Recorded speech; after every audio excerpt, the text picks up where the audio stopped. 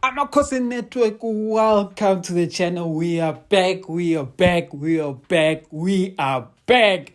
Kaizer Chiefs is back in full force. I know a lot of you have been saying, Marilyn Dota is supposed to as young Dean.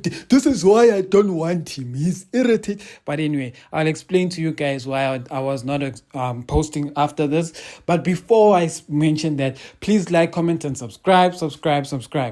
To let you know, today we're going to be chatting about the starting lineup that we expect against Golden Arrows tomorrow at 3:30. But for those of you who are interested, the reason why I chose not to post too much this upcoming international break is because there's a lot of fake news. There was a lot of fake news, and I got to the point where it even frustrated me. Like, there are stories out there that I feel like I've already spoken about a lot this season, during the transfer window, etc. Like Faisal Saloom, the story about Faisal Saloom becoming a Chiefs player, the story of players that are going to be released by Kaizer Chiefs. I feel like we talk about these things almost every week, and I know for a lot of you guys, sometimes it's starting to get boring. That's why when I'm going to post now, I'm going to post topics that I feel are either interesting or a worthwhile update. Just talking, sometimes we are just going to be repeating episodes we already put out, just for the sake. But if you guys want me to post every day, even when I'm repeating things, you guys will let me know, because I can talk for days about Kaizer Chiefs. But anyway, let's get into the starting lineup. We are having an international break. We had an international break. A lot of our players didn't have international duty, except for Dove and Ntwari. I haven't seen any reports on them if they got injuries or whatever. But those are the two players that I believe had international duties. The rest, we all know we didn't get any call-outs for Bafana, so that is that. But the interesting thing for me about this coming game is that we really need the 3 points. We really need the 3 points. If I'm not mistaken, the last time Golden Arrows gave us a problem. And I'm going to be honest before I even talk about the starting lineup, to be like, you know what? I don't even know if Chiefs will win. Like, I don't know what my team will deliver on the day. Like, my team, the way I love my team, it's beautiful. But you know what? The sad reality about supporting this current Chiefs team right now is that we perform like a middle team middle team on the table team, So we don't really. It's like, now I understand the pain of people who used to support like Morocco Swallows, people who used to support like Amazulu, if they were like Bidvest supporters. I understand how Supersport even, like, I understand how these guys, if you were a real supporter of these teams, how you felt.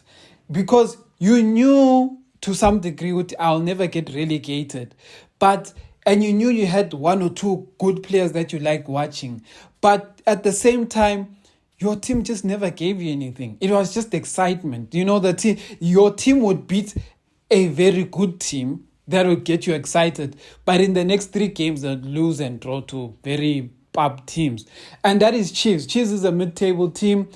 And they're giving us those kinds of performances where 1 minute we beat a very strong team, the next minute we draw, the next minute we lose to a very small team.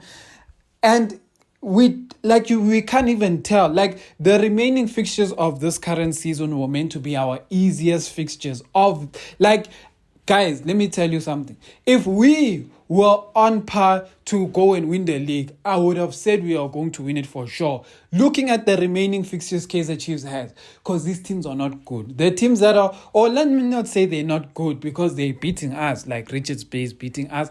But in terms of pound for pound quality, we should not be losing to these teams. If we were neck and neck with Sundowns and Pirates to win the league, and we had these fixtures that I'm seeing right now till the end of the season, I think a lot of people would be like, give Chiefs the trophy.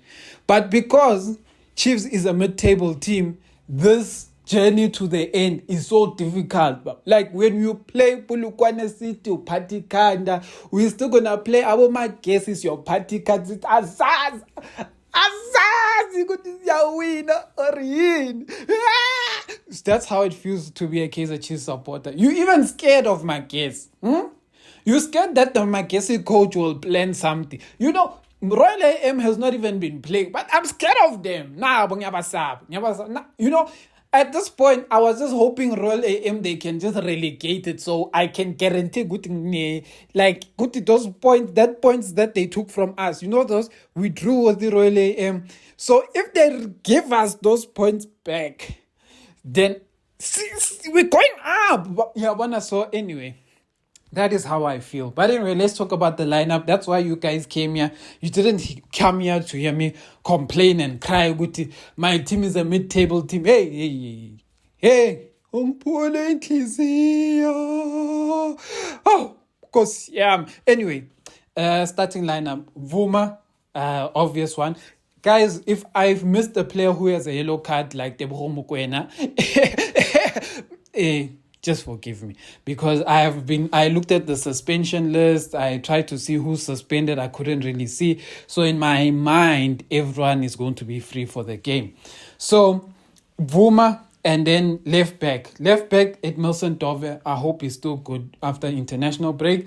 Then we're going to have Miguel, because we all know Dudley had a knee injury that ended his season. Then we're going to have Msimango. And then the right back is always one we don't really know, because 1 minute they'll play Solomons, the next minute they'll play Frosler. It's just on the day what Nabi decides with what he wants to do. Who would I prefer to see? I'm sure all of you already know. My preferred starter at right back will always be Solomons, but I'll only play Solomons for 60 minutes, then I'll add in Frosler to finish the last 30 minutes as to replace the hard work that Solomons does in the first 60 minutes.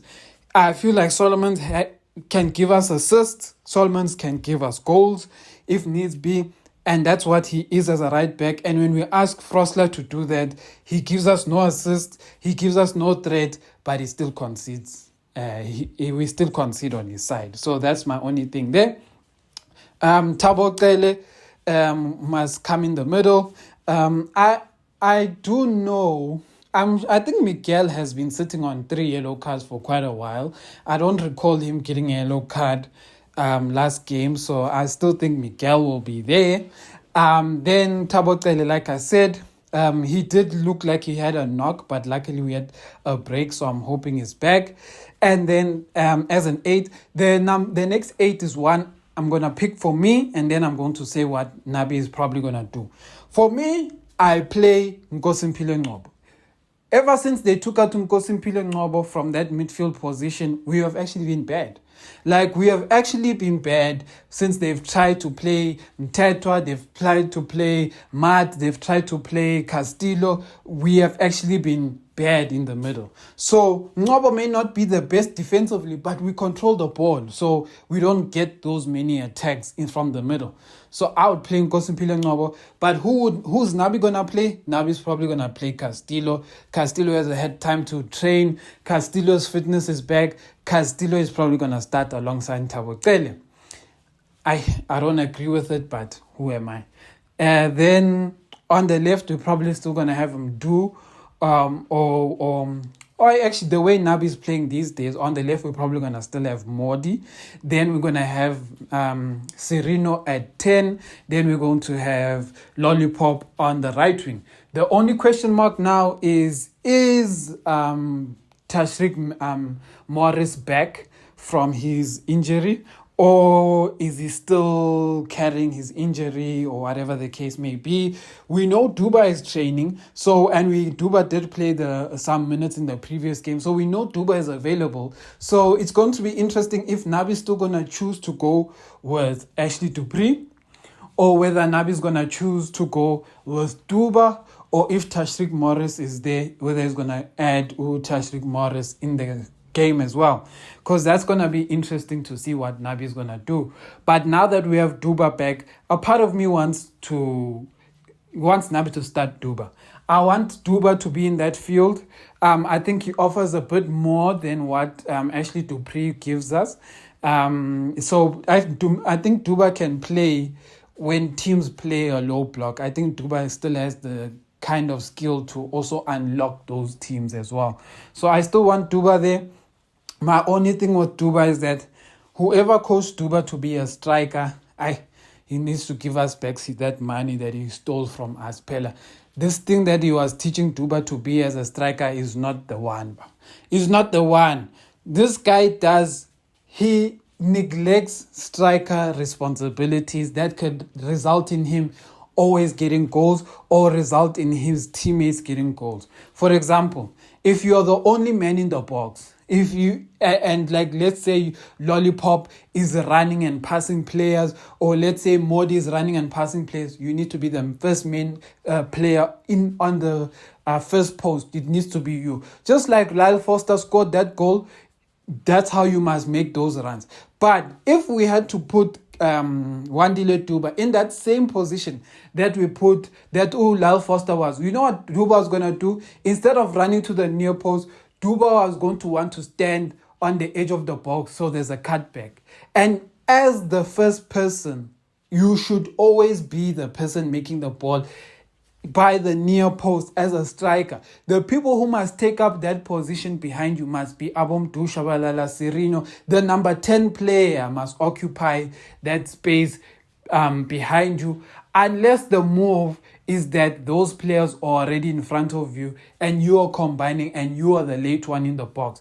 But if you are the first one in the box, you can't wait on the edge of the area, because then all the defenders are going to find it easy to mark you. You must go and give your player an option to hit it across goal, and then you touch the ball in. So that's my only critique for Duba. Look, I am not an analyst, I am not a coach, but the guy keeps making that same run, and it's a very irritating run. And that is the difference between him and Dupree. Dupree may miss a lot of chances, but he makes that run. That's why he gets one-on-ones. That's why he misses tap-ins. He misses all these easy chances because he just does the basic run. He finishes the basic run, which Duba, I don't know. I don't know who taught him how to make runs as a striker in the box. But anyway, Amakhosi.